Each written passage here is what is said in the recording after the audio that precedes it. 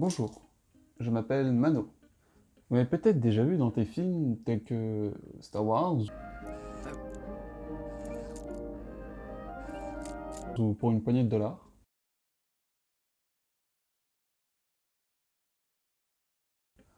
Je suis l'un des seuls acteurs, cascadeurs, doublures et mannequins du cinéma. Et ça m'a donc permis de jouer dans les plus grands films auprès des plus grands acteurs tels que Louis de Funès dans Fantomas.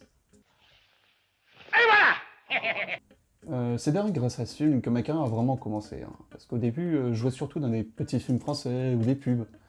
Mais bon, ça m'a quand même permis de rencontrer plein de beau monde. Ça m'a permis de me faire repérer par Martin Scorsese avec ma jumelle, Mani. On avait une petite scène dans King of Comedy, euh, La valse des pantins en français.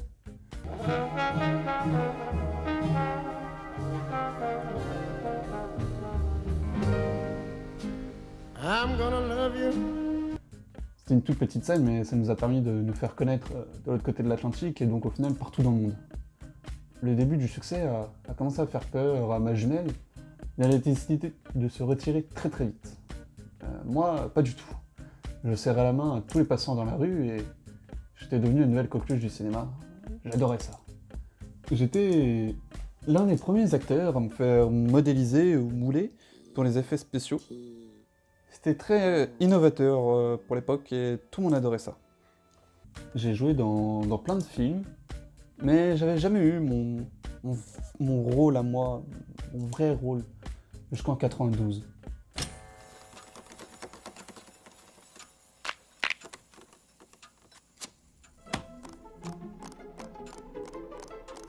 La famille Adams. Mon premier vrai rôle. Le sommet de mon art.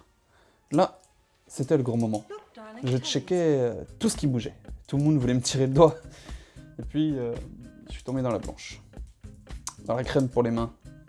Cette merde vous rend la peau toute douce et hydrate, mais c'est aussi les revers de la médaille. Hein. Vous n'aurez plus à penser clairement. Tout est doux. Vous avez l'impression de vivre ailleurs, sur un nuage. Vous n'êtes plus connecté avec votre environnement en fait. C'est comme un bouclier contre le monde. Mais bon, au début, je réussissais à gérer ça, plus les tournages qui s'enchaînaient. J'ai fait certaines de mes plus grandes scènes hein, en étant totalement fait. Star Wars 5 par exemple. La scène où Luke se fait couper la main, bah c'était de l'impro.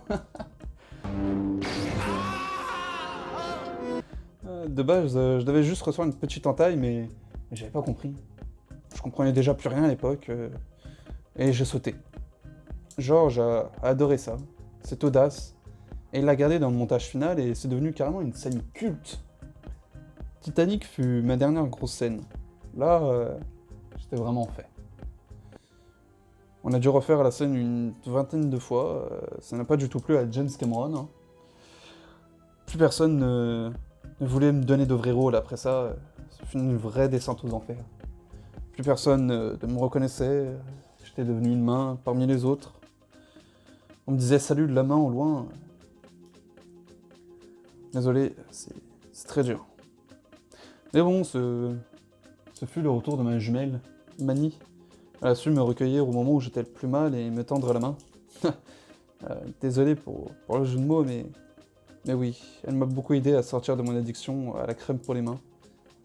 Elle m'a appris à renouer avec mes chakras à l'aide de massages pour les mains et maintenant je me sens beaucoup mieux. Même si la route a été longue, je pense enfin voir le bout de la manche. De l'Est.